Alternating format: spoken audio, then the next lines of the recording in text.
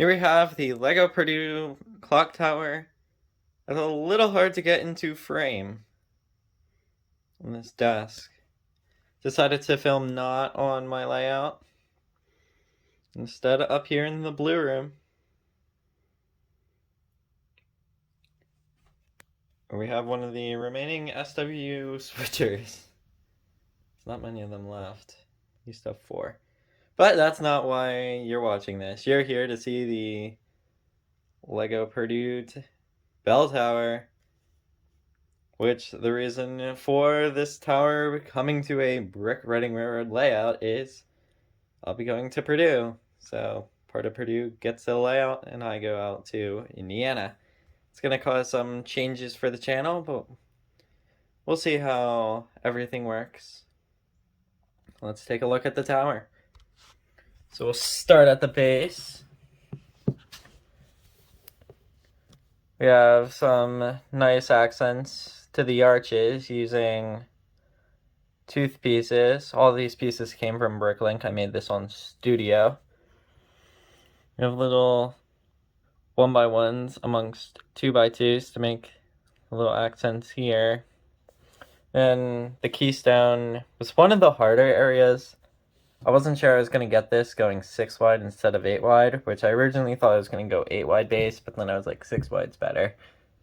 Conserve some parts. Purdue's not cheap. And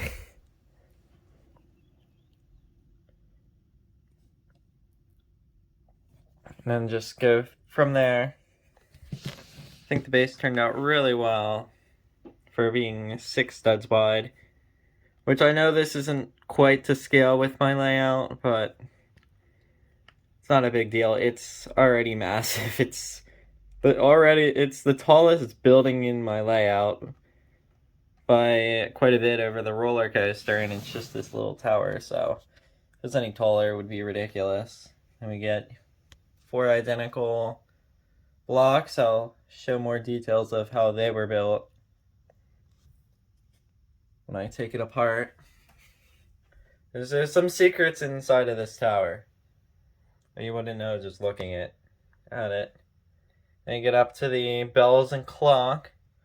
The clock is a decal piece that I designed, actually. I couldn't find a good image of the Purdue clock tower that was right on the clock, so I made it in PowerPoint. I think it turned out pretty well. And we got some Lego bells inside. Lego has never done a bell piece that I'm aware of, and these are a bit special bells. 3 of them inside. And there's some decals to make the white on the top. Decided to go the route of decals over trying to brick build it because it just wouldn't have come out right. And here we have the top, which is just a cone with some 1x1s and a bar. So there's your overall exterior of the bell tower. I didn't go into all the intricate details of the tower. There are some hidden secrets inside, some of which are kinda not legal building techniques. And then there's other just neat things. So we'll go over that next, because this was a very interesting and fun build. It is really tall. So we'll start with the top. The top of the bell tower is rather basic. It's just a bunch of large slope pieces up top. And inside I used the arch pieces. But the problem is they're double arches except for the corners. So the only way I could fit the double arches in is I had to cut 4 of them into shape and then sand them off using a Dremel. It wasn't very ideal. I would have rather just used arches that are one way, but they don't make them, so this was the best I could do, and looks really good, so I'm not going to complain. That's your major illegal building technique. I still need to get double-sided tape to secure these. I can remove those to show the interior structure now. That's how it was in the review. Well, not review, overview video. So it's just a bunch of large slips stacked together. It's a really simple structure, and I think it looks pretty good. We could have done a little better on it, but it looks great, and that's what matters. Then we come to the bell tower. Not much unique on it, other than the fact that it's very intricately detailed. The clocks actually can be moved in and out.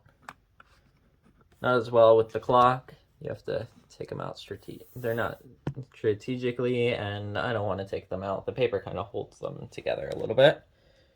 Then we'll take out one of these and lift the top off so you can see the interior structure. It's stacks of plate here to make each one of these is a tower, and then so use this plates on modified 1x2x2 bricks with studs on all four sides. Makes for a nice knot technique. I originally had brown plate and brown tile underneath, but that became not as good looking, because it's rather thick inside for the last hidden secret, which I have to take apart the entire tower to show.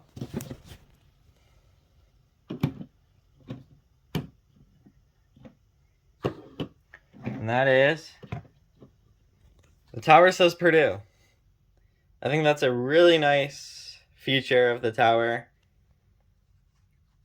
because it is the Purdue Bell Tower. And having it say Purdue is pretty cool. It was really fun building it section by section, because you just gradually build up the Purdue. I do have the speed build recorded of this. I'm not sure I'm going to post it, just so I have the building of this a little secretive, so that people can't just copy it off. But this looks like this tower looks great, and let's add it in the layout. Here we have the Purdue Tower placed in my Lego city. I think it's a decent placing, having it right in the center. Makes for a little bit of a forced perspective with the rail yard. Make it a little better if I pulled the roller coaster forward. I think that looks pretty good.